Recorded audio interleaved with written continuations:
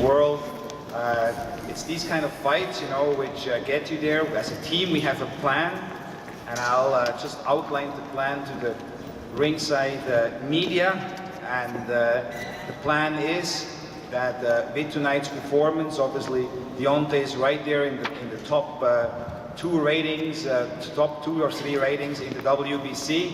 With the news we got last week that Vitaly Klitschko is going to be running for president of the Ukraine, I anticipate that he will no longer fight and that the title will become vacant. And my goal is to have Deontay fight in his next fight for the WBC heavyweight championship against Chris Stavern. And so that's the goal. And then after that, go for Vladimir Klitschko, unify all titles and become the undisputed heavyweight champion of the world. That was the plan, that is the plan, and I'm going to do whatever I can in my power to get it done, because I know the man on my right here is going to do everything in the ring to make that plan come true. Yeah. So give it up for Deontay Wilder. How y'all guys doing tonight? I feel good. I hope y'all feel good. Hope I answered a lot of questions tonight. You know, everybody want rounds and stuff like that, but I think, you know, the rounds that we put in, that was an exciting fight. I told people that first it was going to be a tough dude. You know, I was in the Klitschko camp with him, and I seen how he was taking punches from Vladimir, man, and you know, even though he was taking them, but he was tough. He kept coming. So I knew he was going to be a tough guy. You know, when people, you know, would doubt him, oh, he's this, he's that, I'm like, yo, this dude tough. He got me off guard, that charge thing, man, that was crazy, but it was good, and he was bringing, and I'm like, what is wrong with this dude, man? You know, so it kind of got off guard, but once I got into it, man, I was like, yo, this is great, this is what I need, this is what I want to see, so I'm happy with the results, my team are too, so I hope y'all guys are a little bit pleased with it as well. Yes, sir, man. Yeah, clearly, we had asked him in the one-on-ones, you know, about your chin, and you and I have talked about before. He clearly was trying to land the right hand. He was clearly trying to catch you by surprise. Given that he did that tonight, was that a good experience for you? Almost definitely. I mean, he, even though he was wild with it, he called me with some shots, man. He definitely did, and you know, I'm proud of him, though. You know, I mean, I don't know him too much well, but he's a great guy, man. He's a great guy, definitely outside the ring, and it's tough when you're in the camp for so long with an individual, and you kind of build bonds with them, and so it makes it that much harder to fight guys like that. But this is a business, this is what you have to do. But I definitely took some of his punches, though. So there's no doubt that I can take a punch. This thing is, I'm not just gonna risk I'm not gonna stick my head out and say, hit me. You know, you see how handsome I am? I'm marketable, man. I'm trying to get endorsements. Yes, sir. Correct. We was both in the Klitschko camp together. This time last year, we both. Vladimir, when Vladimir was fighting Marius Wach, Deontay and Nick were both in camp, sparring. I got one more. Yes, sir. Correct. No, I didn't stagger from the punch, definitely. I think we did get tangled up with flips and stuff like that, but from the punch, it definitely didn't get it from there. And in the first round, you know, like I said, his strategy, they had a great strategy. His strategy was, you know, because I had a whole different persona of him because I was going back into the time that we was in camp together and stuff like that, because I really don't look at videos for nobody, because I know everybody got a different tactic of coming in, a different strategy coming in the fight, so it's gonna change up. So by him just coming, acting a maniac, man, it really threw me off for a little bit, and then I had to get myself together, and then that's when you start seeing the sniper rifle coming out with the jabs and stuff like that. So. Excuse me.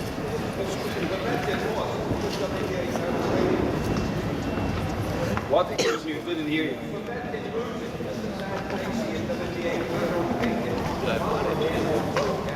No, he has it. Vladimir has all 3 titles. That was a mandatory he won. And I think he's going to have a WBO mandatory next and then an IBF mandatory. And by then, we're going to be ready to take all 3 belts.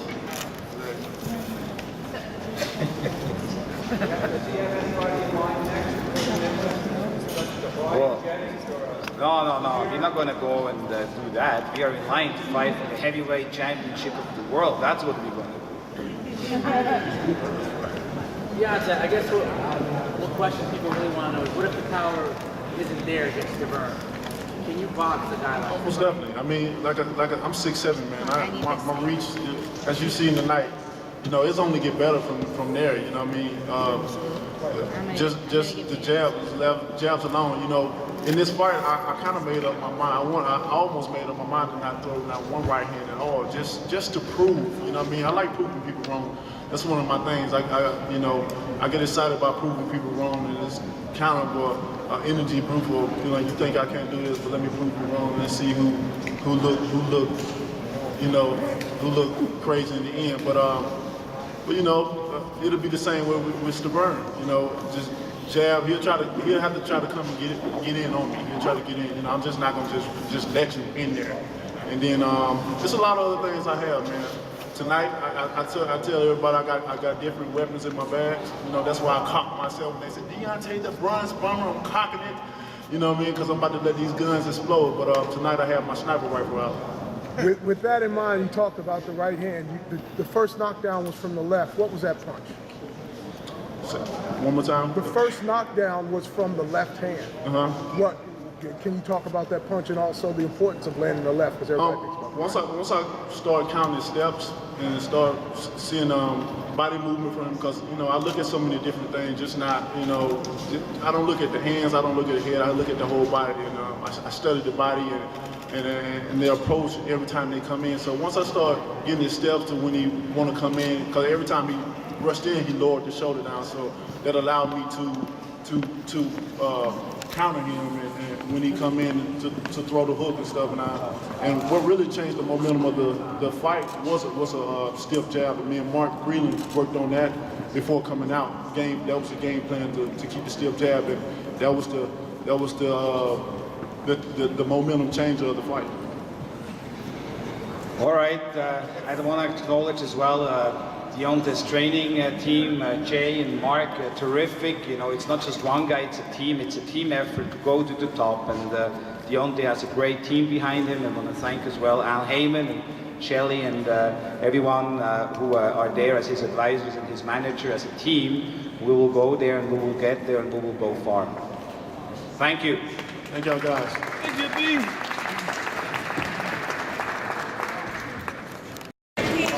Yeah.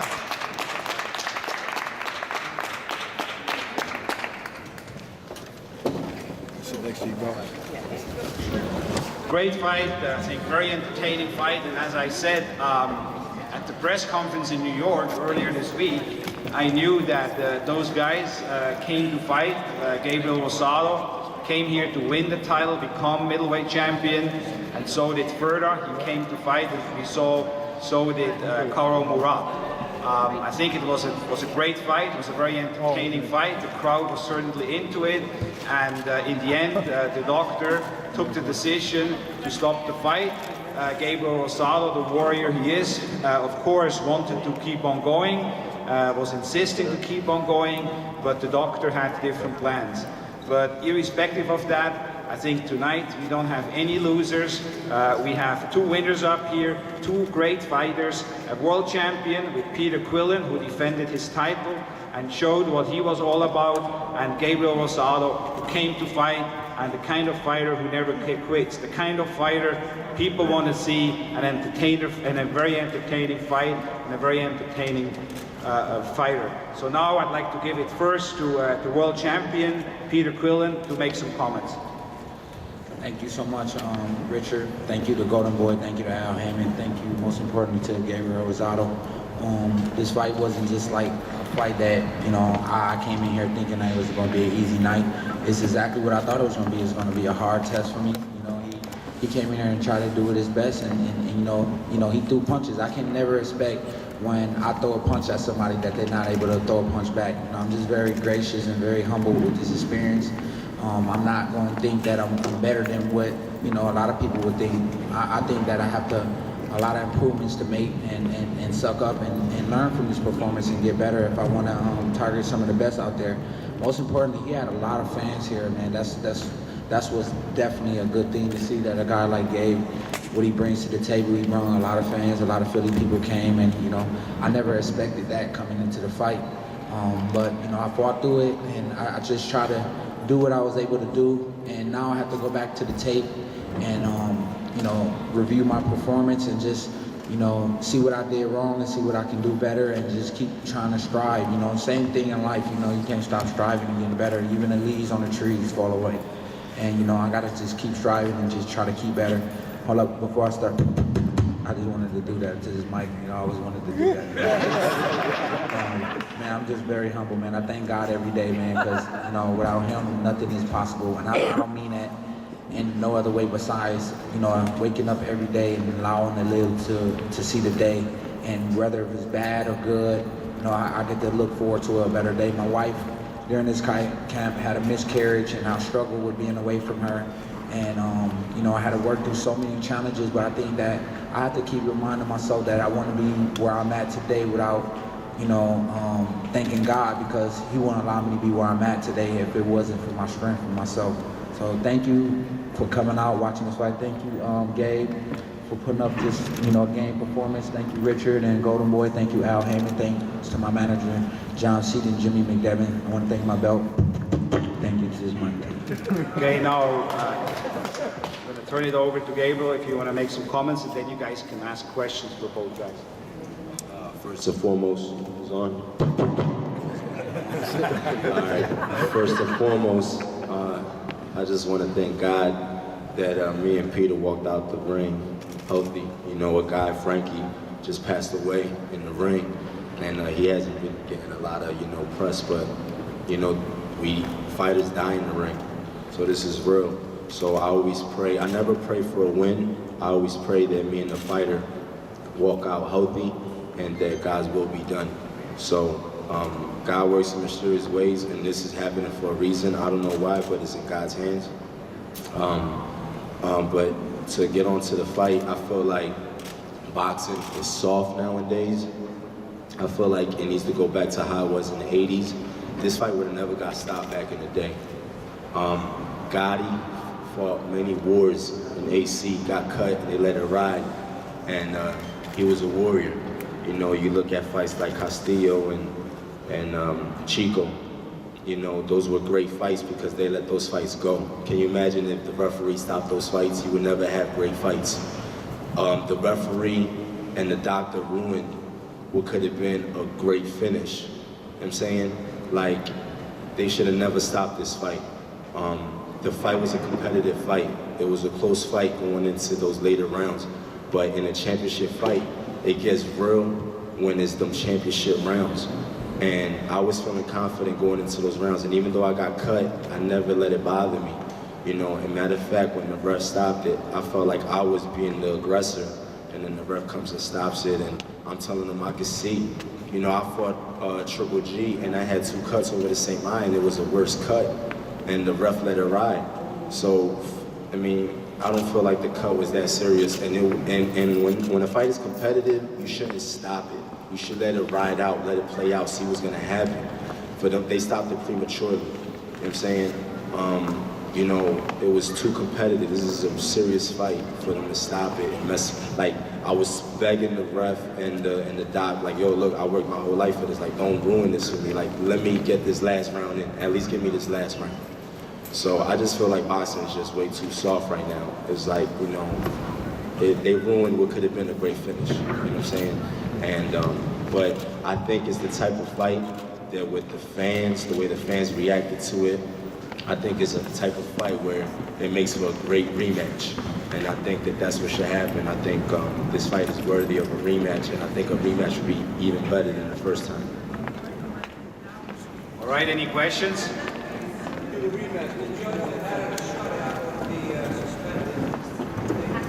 Oh, can I say something real quick, Ken? for two judges to have me not win not even one round, and one judge only had me win one round, is ridiculous. The commentators had me, two commentators had to fight a draw, and one of the commentators had me up a round. So for the judges to have me not win no rounds, and one only had me win one round is a disgrace, and those judges deserve to be suspended.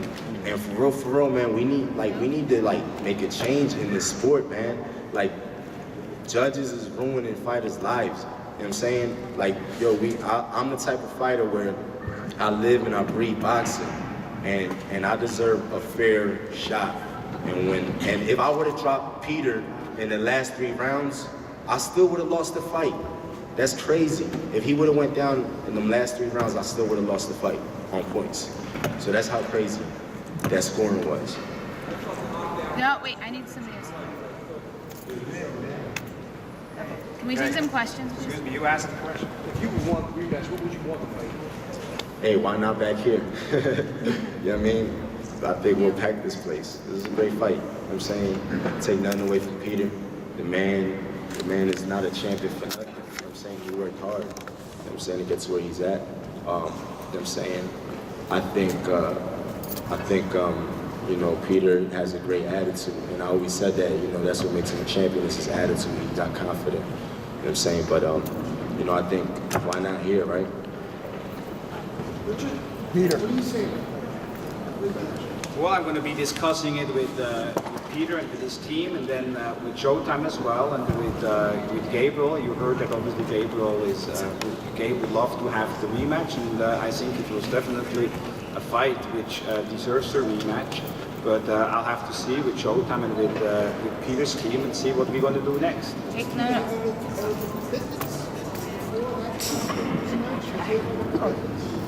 No, but we have to see, you know, as a team, you know, I think we did have made some plans, but, you know, we have nothing locked in.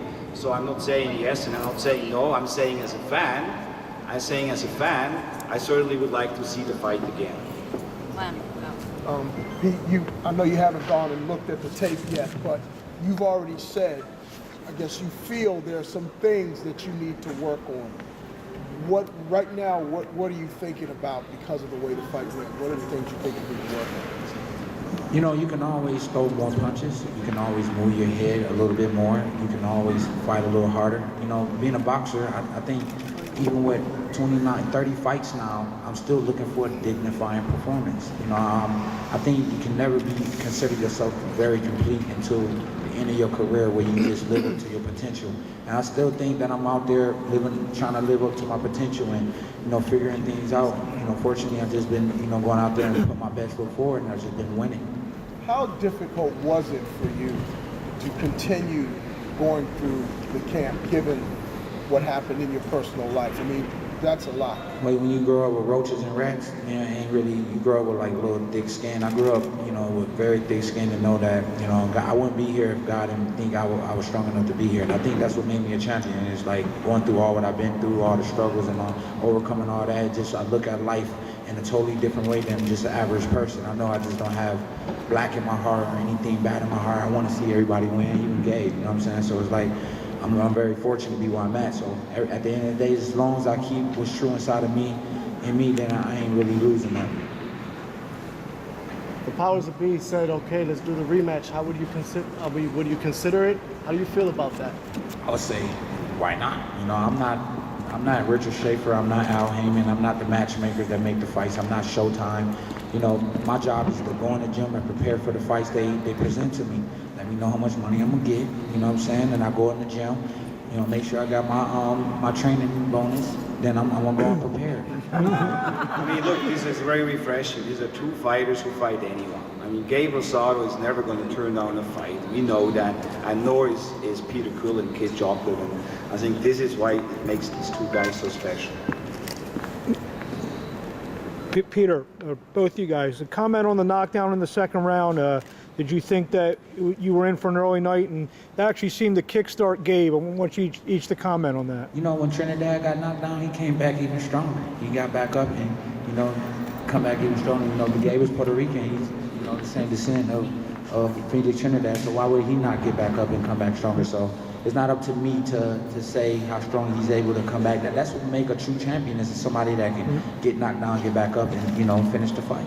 That seemed to kickstart you a little bit? That knockdown pissed me off because I was backing into his corner, so I was like forced to pivot to right into the shot. So that's why I went down. It was like a flash knockdown. I wasn't hurt, but I was just like, you know what I mean, like, damn, man. I'm saying, like, shit, because I felt like I was doing good in that round. So, but it was a good shot. I mean, All right, thank you guys. Please. Okay. Last question here. Yeah, okay.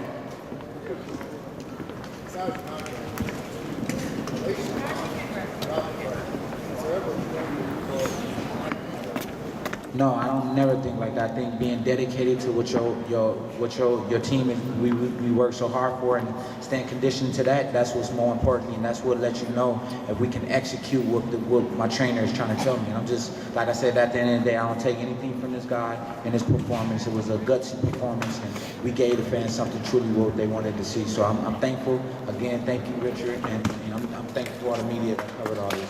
All right, thank you very much. Give it up to great fighters. And we people from planet Earth, we have just been graced with the presence of an alien. And I think we've seen some alien moves tonight. This was more than an age-defining performance. This was really an alien ass-kicking, unbelievable performance from Bernard Hopkins, totally in control. Showed a little bit of everything, extremely entertaining fight, and I think everyone who was here tonight and everyone who watched it on Showtime and around the world will say, well, so who said that Bernard Hopkins fights were boring? This was one of the most entertaining fights I've seen, and so give it up to the alien and still light heavyweight champion, Bernard Hopkins. Thanks, Richard.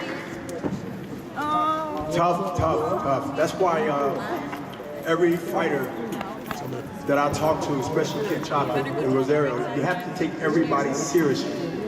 And some reporters out there, now you know why all this week you was asking me, everybody, Bernard, Fernandez, all my guys that, you know, right for this sport. No one. I know, talk about age and Bernard, you get well no matter what, but you take no one for granted. You take nothing for granted and no one lightly. And that's what you've seen tonight. You've seen a game guy coming to try to win. Tough, take a good shot. And I'm just glad that he brought, the dog out of me. And, very often you see me get hit with any type of punches, but I know I have one of the best chins in boxing. I just don't get hit often. And that's a good thing. That's a good thing. So we were trying to just working on that and try to limit the next fight, whenever it comes, keep things tight. But it was a good fight. It was a good fight. I hope y'all enjoyed it. I hope the fans enjoyed it. Sound like they enjoyed it. And the alien don't get old. So I think that, when you talk about Bernard Hopkins, I think it'd be smart to say Bernard and not age or not numbers, because it's getting old. Talking about age with me, starting to get old, just like, an old fighter. But, I think you talk about the legacy and talk about something that you're witnessing that you probably won't see in a long time. Hopefully you will, but I'm hoping no time soon. So any questions or anything? Yes.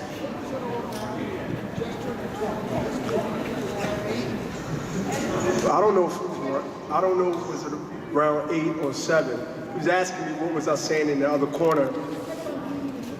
While I was talking to his corner, I was trying to negotiate with them to stop the damn fight because this guy was coming, bleeding, and take a lot of punishment. And listen, Steve Smoke is one of the best referees. I won my first title. He was a referee. So Steve Smoger is not one of those referees. For anyone that know, Steve Smoger would let a fight happen. But being Bernard Hopkins and being in the game, I said, Steve, won't you stop? I said, man, you look at this. So he wouldn't listen. So I looked at the corner and I said, look, man, this guy's all cut up. I'm just going to keep beating him. And I'm gonna keep getting him. I'm gonna keep getting him, and it's going to get ugly later. So, that's what I did. They didn't listen, though. They didn't listen, and y'all got a chance to see a couple more rounds. But it was good, though. It was good. It was a good workout. I think from 14 months being 50, with not a bruise on my face, I think that's damn good, Richard. I think that's the head of the game. And I'm not bragging, y'all. No, seriously. I'm not being diplomatic. You're right, Richard. I can brag, but I'm just I'm blessed, and I'm just glad I know that if you duck more than you take, you can count your own money later on. And Raphael? Congratulations, Bernard. Thank you. 2 questions for you. One, when you slipped early in the fight, and I think he hit you a couple of times when you were down, were you surprised that Smoger didn't take a point? Because it seemed like a very flagrant kind of foul. No, because I hit a lot of people in my career when he was down. Down on the mat? Yeah, it was on their way down, whether it's a slip, whether it's that, and not a foul, but down to a point where, a fighter is in the instincts of throwing punches. Sometimes the guy's at the bottom rope, sometimes he's falling down. I mean, it's all game. I mean, it's no Dan. I mean, there are rules, but when you're in that ring, you're fighting. It's a fight, man. And sometimes, guys' energy, I don't think he's done it on purpose. I think roughed Bernard up. He looked at some tapes and he figured if he roughed me up or whatever the case might be, that he could get advantage somehow. But, I mean, it didn't bother me. Steve Smoger, I think, did it, well, I know he did a great job, and certain things he's seen, certain things he didn't see, but that's the name of the game. You're only wrong when you get caught. The other question I had for you, Bernard, is I was going through my mind trying to think when's the last time Bernard Hopkins was in that kind of the second half of the fight anyway, rock 'em, sock 'em kind of fight. When the last time I was in that type of fight?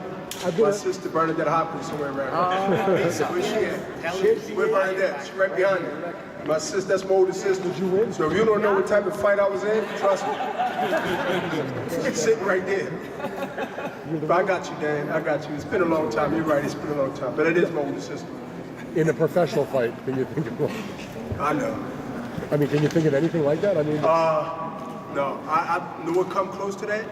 Is Segundo Mercado first fight in Quito, Ecuador, when I got knocked down twice for the first time in my career. And I fought my way back in his hometown, or his country, to a draw in Quito, Ecuador, 1994, I believe. Any more questions? That round when you had it almost out, you were calling to hit our corner to stop the fight. Were you surprised that he actually came back? Yeah. Yep. But I knew he was tough. But that's watching film or whatever. But yeah, he's a game. That's what I'm telling you. If you had a kink in your demeanor or heart or determination to press on, and he the type of guy that will make you really doubt yourself if you're not convinced you are who you are. And because he's that tough, he's a tough guy. I mean, he got there for a reason, and that's why I showed tonight that you can't take no one for granted. I mean, I trained for this fight like it could have been any other super fight. I mean, I step up when it's super fights, but I stepped up for this one because I knew this was sort of that could be a bump in the road type thing. He was a bump, but I got over the hump. That sounds like a rap, don't it? Did you like everything about this fight in terms of the dog fight, the brawl, even the element of Steve Smoger being there because he was there when you fought Felix Trinidad? Listen, yes. I mean, I'm a Philly fighter. And if I have to be a dog, not calling myself one, but y'all know what I mean, in boxing, in sports. If you got to bite down and do what you have to do, and you on my ass, I got to rumble. I mean, come on, I can rumble, and the people that been follow me, whether they reporters or whatever, they see me bite down. They see me bite down. And if I'm in a situation, especially this stage in my career where, I'm not gonna be running around the ring trying to, every round outbox a guy. I mean, I can. I have the legs to do it, the wills, but I can sit in that pocket. You've seen 4 or 5 different styles. When y'all go home and y'all watch the tape next week, this week, tomorrow, whatever, you've seen the Philadelphia style that a lot of fighters use today, and y'all think it was just invented. It wasn't. We've been doing this. We've been doing it since the Georgie Benton days. They're letting the shoulder roll. You've seen Murat Carr hit that shoulder, and I stayed in the pocket, and I let him fire right off the shoulder and counting him every time because he's a comer. So this stuff is not new to us. It's not new to me. So if you've been watching, I did 5 different styles tonight. You didn't see one thing. And that confused Karo Murat. That really confused him because my hand speed, he was shocked. Then my counter punching, he was shocked. Then my sudden power. I'm not the biggest puncher in the world, but I can get your attention. I can get your attention, and that's all that counts.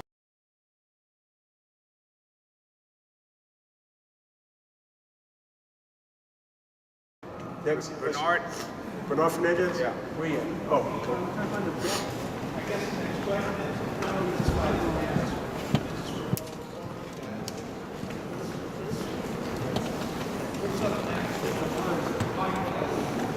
Well, obviously we want a big fight, and there's some big names out there, and so we'll have to see what who's going to step up. Maybe some of those youngsters changed their minds after tonight's performance. So you're not making it necessarily easier for me, Bernard, with a performance like that, okay? I know. But we are going to do whatever we can to get the biggest possible fight. Yes, Mr. V.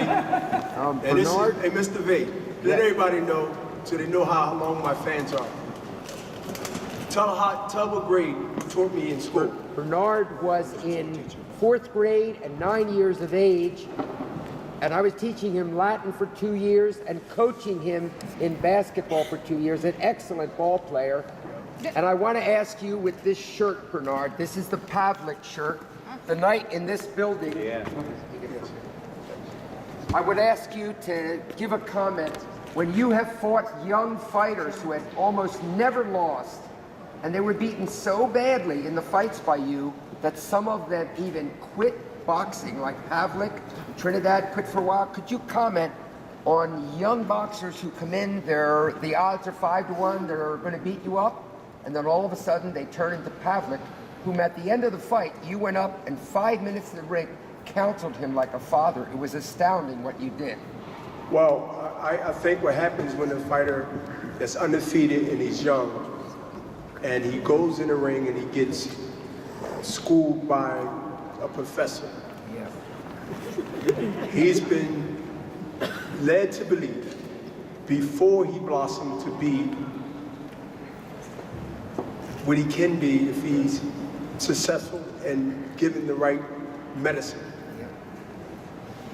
It messes with their mind and their soul and their spirit. And once that is breached, the young fighter can't find himself back to where he once started from. That's why the Jermaine Tellers, not great fighters, but potential great fighters if they'd have been in the game longer, Kelly Pavlik, and the other fighters that was younger. Believe it or not, I seem to be able to, and it's out there, and it makes Richard's job even harder because you're going up against a guy like myself, and if you don't get knocked out, your career could be 90% over. And so, I've stopped a lot of dreams. I stopped the guys from reaching what I've reached. If it's just winning a championship title that could have easily been in the Hall of Fame if Bernard Hopkins wasn't there. But we live in a microwave society where it's more of the hype and the promotion than actually what they want to be as blossom flowers. They don't get a chance to do that. I mean, they get a chance to rack up wins. Don't get me wrong, they get a chance to fight. But I'm saying that the majority of the time, the young fighter don't get a chance to learn the game.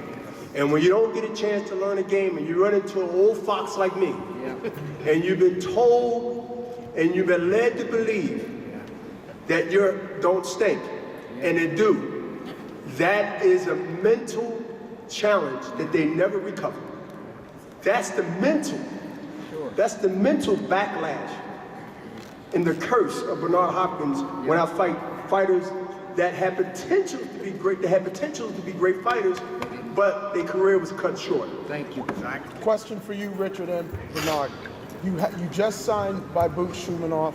You also have Kovalev and Stevenson who are on the other just signed network. a WBA guy. Okay, yeah. And then what about Floyd Mayweather? Just talk about all those different. I'd rather have Floyd than him, than the other. What the hell? Listen, I'd rather have Floyd Mayweather. Listen, we've been, let me tell you something.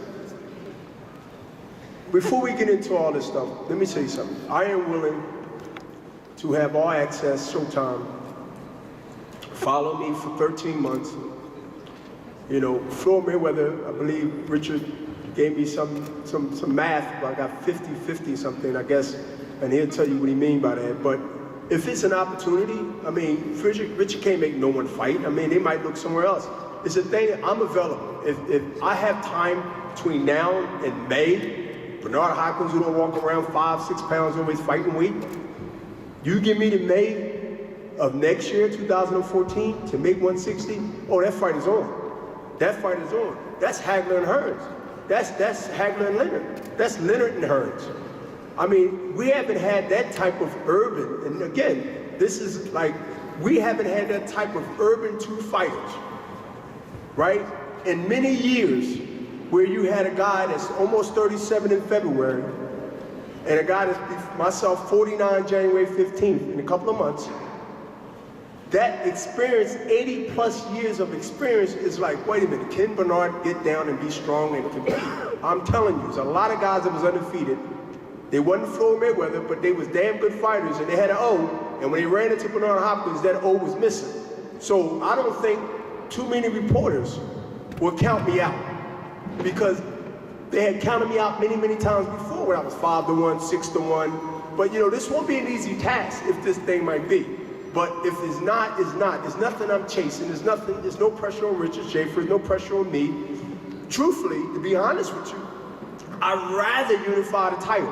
I'd rather be a guy that have all the titles like I proved in the middleweight division. But it's a cold war going on. And that cold war going on is HBO don't want to do business with my family. And my family is Golden Boy Promotion. And I ride and die with people that ride and die with me. Can you, okay. If that I don't want to talk about Floyd Mayweather anymore. Okay, so here's what I want to say. There's a lot of names out there. I have a plan. I know what I'd like to do. I'm not going to go and tell you guys now who it's going to be, because that would be pretty stupid negotiating on my part. And I know how to get big fights done. I like to get big fights done because I enjoy it and the fans enjoy it, and that's what gets me going. And so what I was telling Bernard, one thing that sort of like is out there is that number 50. Bernard approaching 50 and Floyd Mayweather approaching 50-0, which is of course historic as well. We all know that Rocky Marciano retired as 49-0, and so Floyd is approaching a 50 number and Bernard is approaching a 50 number, and that sort of like gets my promotional juices going. And so we'll see, but Bernard is right. Nobody can be made to get into the ring with somebody else, but I will see what I can do to get the best possible fight. But there's some other names out there which I'm focusing on, and which would be historic and big in itself. So we will be discussing that internally, Bernard and me, and we'll take it from there. Yes. Nazim, like your assessment of his performance tonight, I want to say that I thought Murat was a really good fight, and actually he shouted someone down on Twitter who said, Bernard can catch him. I said that's ridiculous. That guy was a really good fighter, so I really don't care for hearing anyone shitting on that guy. I thought he was really good. He was much better. I agree. I agree. Like your assessment of the fight, Brother Nazim.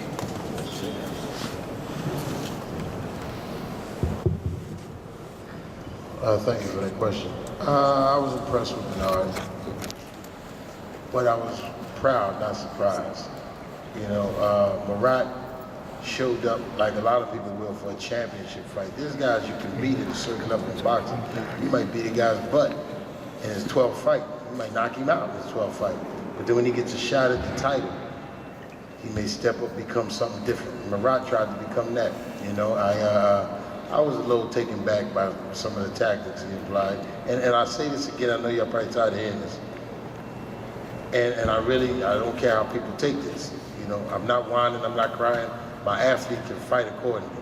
But I'm really getting tired of the fact, and he gets on me by saying this, I'm tired of the fact that people feel they can come in and do what they want to my athlete because people said he's a dirty fighter. Nobody's produced any disqualifications. You haven't seen any points taken from this man. But people just put out there he's a dirty fighter, so everybody comes to the table feel like they can do whatever they want to him, and it's okay. He's supposed to just take it because he's a tough guy. There's rules in place for this. And like I said, my guy deserves to be protected like every other athlete deserves to be protected. I thought Smoker did the job he could do dealing with a guy like that. You know what I mean? So Smoker's a vet, so he's able to handle it. And like I say, my guy's gonna bite down his mouthpiece and gonna fight back. But Murat showed up with some tactics that really weren't necessary. But he did put forth a great effort, and we have to applaud him for that, because we are entertained by it. And I wasn't going to give them, to elaborate on what Nazim just said, I wasn't going to give my opponent the satisfaction to see that even he was doing something that he know that he was not supposed to do. Hey, listen, like I said, it's fighting and then it's boxing. And things happen.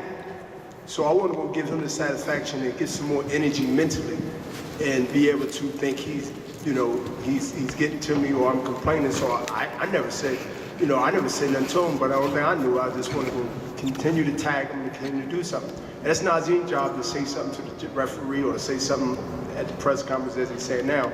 But to me, why you always get on? But see, to me, I know that, it's going to be what it's going to be. Sometimes, things happen.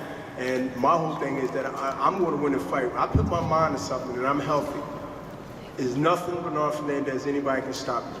Because I'm that strong, I'm an old soul, that if I put my mind to something, I don't care who say I can't do something. If I want to put my mind to something, it goes all the way back. I know y'all might be bored of hearing it. I'm so conditioned and knowing with my mind and mindset what I want to do. When I got to the stage where I said I'm not going back in nobody's jail cell no more, that was 26 years ago. When I make my mind up from big or small or in the middle, that I'm going to go through that wall, and no matter who try to stop me or convince me that it's not a good idea, once I assess every A to Z why I should go through that wall, I'm going through that wall. And that's how I walk through life. That's how I think, that's how I operate. And how can you beat a guy mentally that thinks that way? I'm too far in the game of success to be able to be swayed to think that doesn't have any merit to it, and it do. So, it was a great night. It was a great boxing. I don't want to keep you up late because I'm hungry. Yeah. And Richard got to take a long flight tomorrow. I love my fans. I love everybody. Atlantic City showed up. Richard, they showed up. They showed up. Yeah. Came over here. University beating up. All right. Thank you all. Thank you for your